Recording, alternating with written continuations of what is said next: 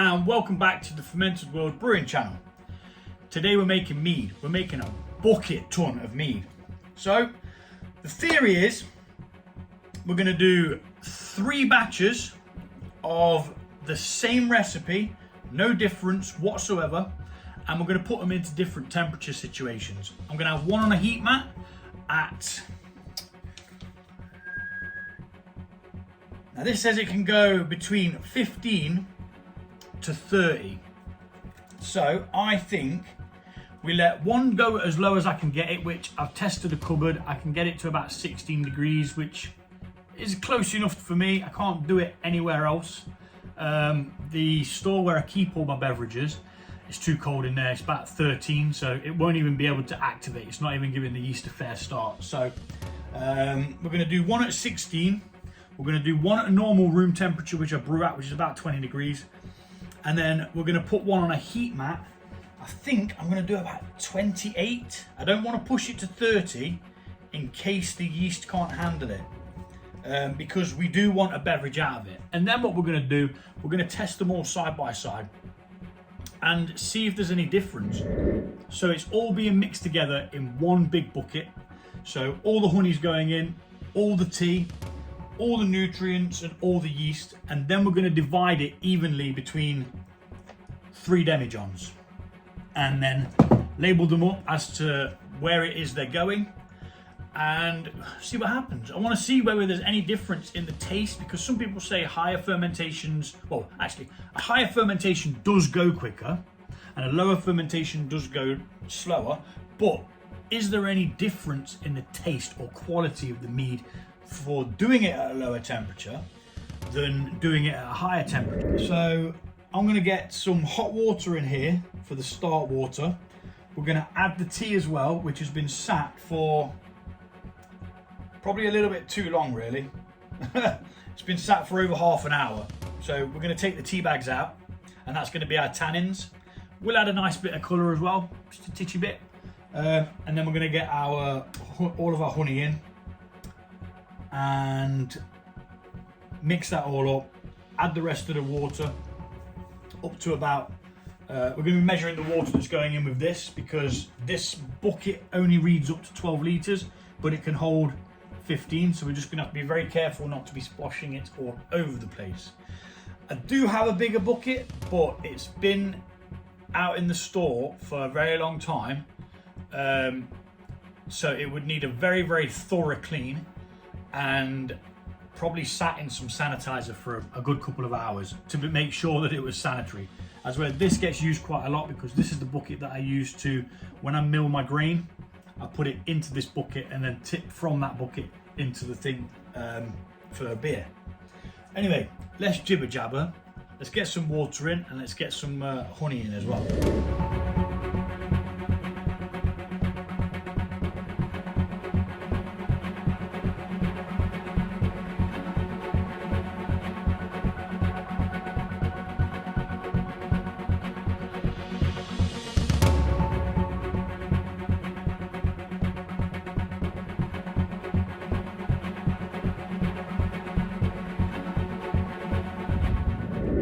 Okay, so that's the honey all put in. It took a bit of time because there's quite a lot of it, and you want to make sure that you rinse your jars out as well, just to get every little bit of fermentable that you can. Turn that down. We're going to mix the honey into that hot water. We will mix again later to add oxygen, but I just want to make sure that the honey's all mixed in properly before we do add the extra water, because the volume of the bucket is a little bit smaller than what I'd probably want, but it's a perfect opportunity now to I'll say that again, it's a perfect opportunity now to get it mixed into that hot water, and then we can add the water and be a bit more gentle with it.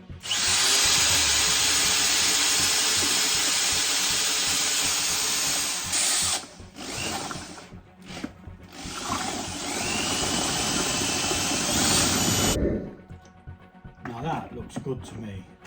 There's not really anything left. So once we add the water, all we're going to need to do is give it another mix to aerate it, really. So next step is going to be filling this up to about the 15 litre mark.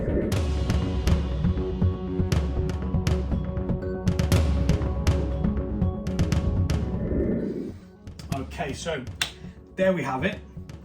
We are at around, I want to say close to the 15 litres mark, which is what we're going to need for a 3-gallon batch. Each demijohn holds a gallon. So now we're going to go to 1 level teaspoon per gallon. So we're going to need 3 of these, which is the yeast nutrients that I use. Some people don't use nutrients. I prefer to, because then I can just drink it quicker. I don't have to wait a year. So we're going to do 3 of these. Now normally for a batch this size, although this is the first time, well I say batch this size, it's not going to be this size because it's going to be in separate demijohns. But for this all to be mixed together, normally I'd only use 1.5 packets of yeast, because I only use half a packet of yeast per gallon batch, because 1 packet of yeast can do up to 23 litres of must. Must is mead before it's actually fermented. So must is honey water, so to speak. So now we're going to mix that in again, just to double check that it's all nicely mixed. This has got a bit wet because I've been dribbling water. We should be all right. I'm going to turn that down because we do not want this going everywhere. And you know what? New t-shirt, and I've gone and got it sprayed all over again. I only just cleaned the damn thing.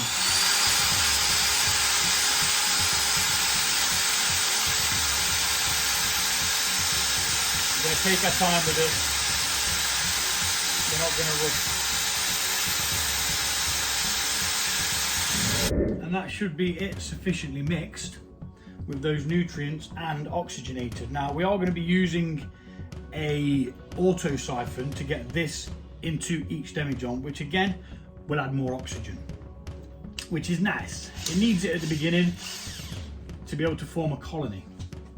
So that can go down there again, and this can go back in the sink. Okay, so that's sufficiently mixed in now. We're going to add the yeast. We're going to mix again gently, just to make sure it all gets blended in, and then we're going to then transfer it into the demijohns. Now, I was going to top it up a little bit more because I think we're ever so slightly shy of the 15 litres that we should have, but I'm just not willing to risk it going everywhere. So I'm not going to add that bit. And one might just have a little bit more in than the others, but to be honest, I'm not really too bothered about that. Reason being is we're gauging temperature difference and not quantity difference. So it won't really make a difference to the experiment. Some might argue that it will, and well, let them argue. I care not. So yeah, we're going to mix that in. Steady Eddie.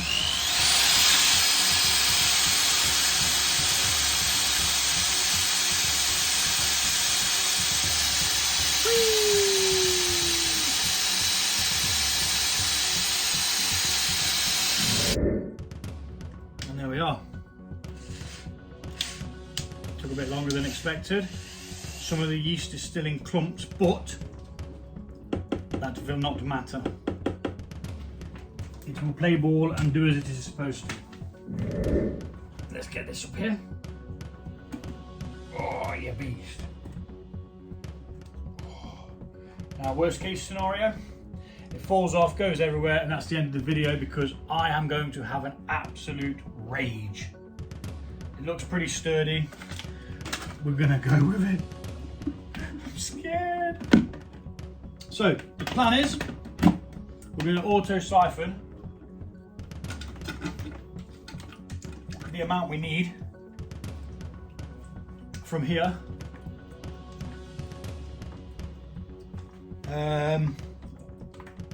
which is 4.5 litres.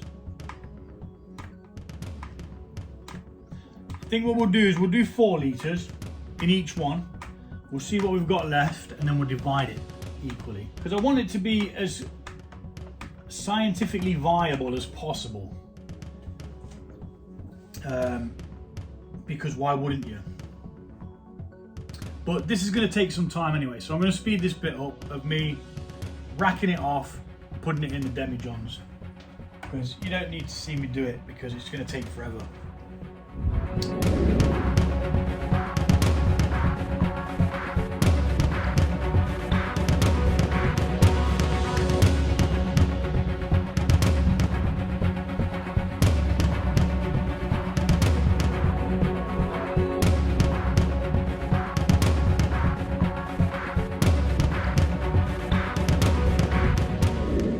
So we've divided it into roughly the same equal amounts.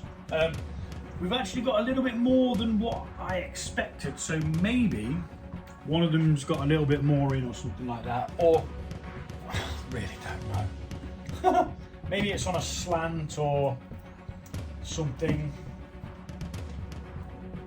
Who knows? So this is going to go into here.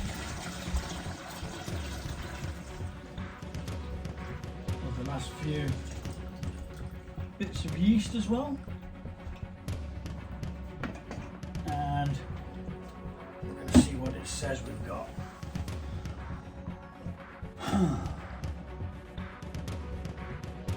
Now it says we've got over 2.5 litres, which we shouldn't have. So maybe my guesstimate was incorrect. Is that slightly going out, or am I imagining it? Because if it is, that'll be why when we've reached what I guessed as the 15 mark, which will be why we've got more. Dagnabbit!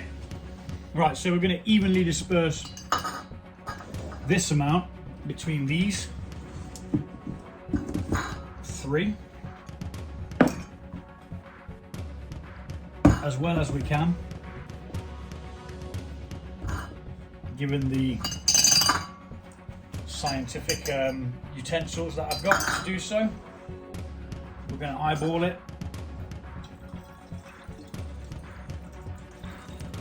and if one has a bit more, it has a bit more. Who cares? Not me. As I say, I want it to be as close as possible, but I'm not going to get argy-bargy about it.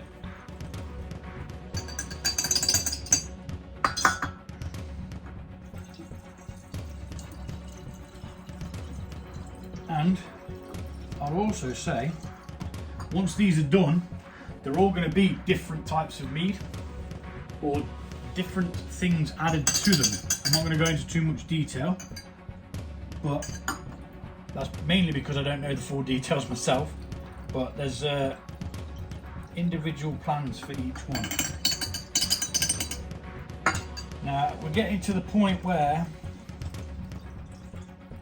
we're in like danger territory. That's got too much in there.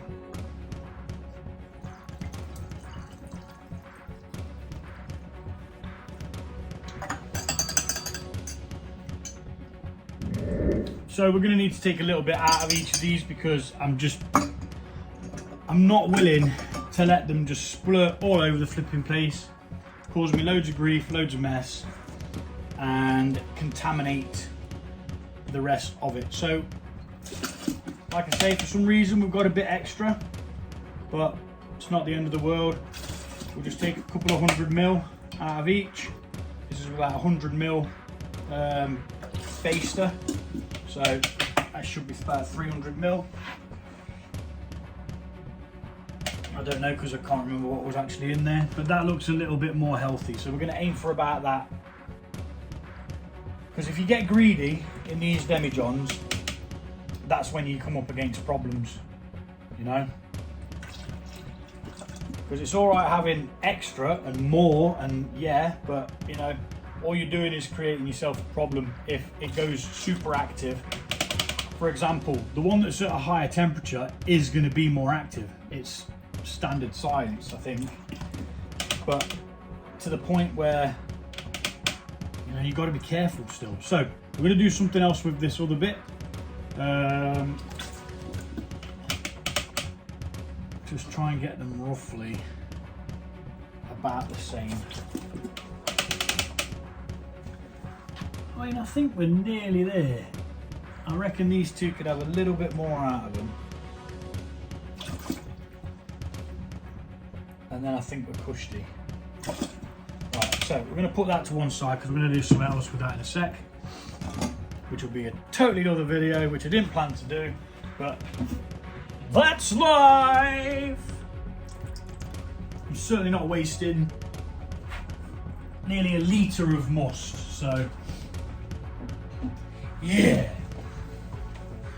I've prepared this little dew flopper, which I haven't used before, for the simple fact you can't fit an auto siphon in. So what I'm going to actually have to do is I'm going to have to siphon it the old way, where you, like you would if you was nicking somebody's petrol. Not that I've ever done that, of course. I don't drive, so why would I need to nick petrol? So back to this one. Let's take a hydrometer reading and we'll see where the gravity's at. Now, I did break a hydrometer yesterday and a piece of glass ended up in my lad's foot, unfortunately. So we ended up 3 hours in A&E trying to get this piece of bloody glass removed for him, which they did, and he's all right now. So because it's a science experiment, we're going to take a hydrometer reading of each one of these to conclude that they are the same.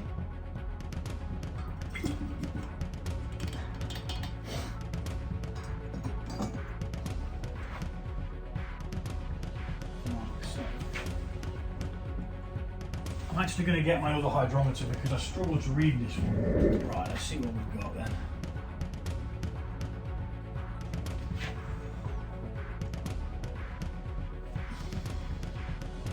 Now, yeah, it was slightly more diluted than it should have been.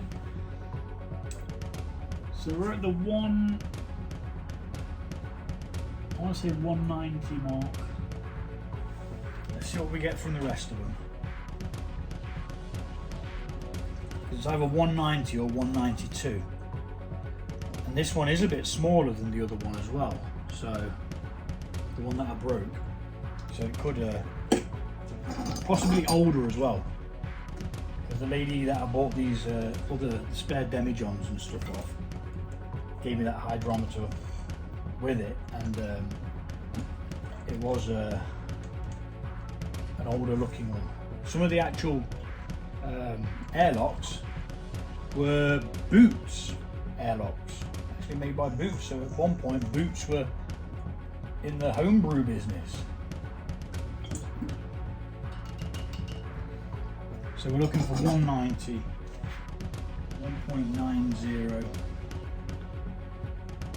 or 1.902. Yeah, I'm going with 190. That's two of them.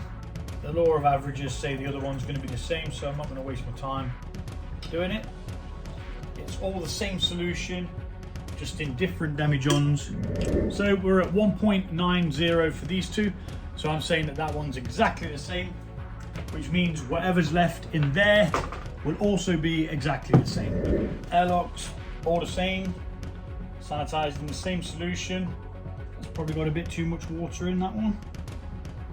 So that, I always misjudge how much water I'm going to need. And we'll get some laggy bands on these because, like I say, they are old. Let's go quickly rinse these under the sanitizer water. Temperature check is resting at about 20 degrees.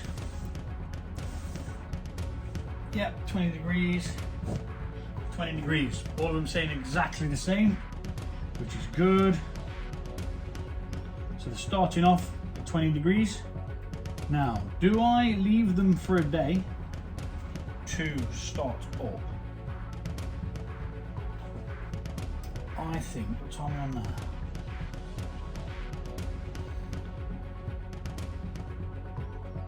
I think I'm going to give them about 12 hours. And I'll still be awake at 1 in the morning anyway, because I'm a carer for my daughter, so that is going to be not a problem. So at 1 o'clock in the morning, I'm going to move these into their positions, which gives 12 hours between them as to what's cracking off with them. So,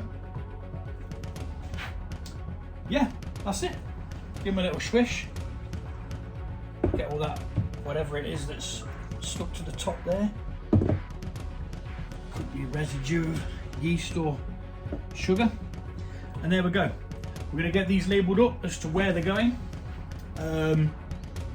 We'll have 1, 2 and 3. We're going to put the temperature of where we're going to put it, whether it's high, medium or low, and we'll be back to revisit this once they've all fermented. And until then, tatty byes. Take it easy. Thanks for watching.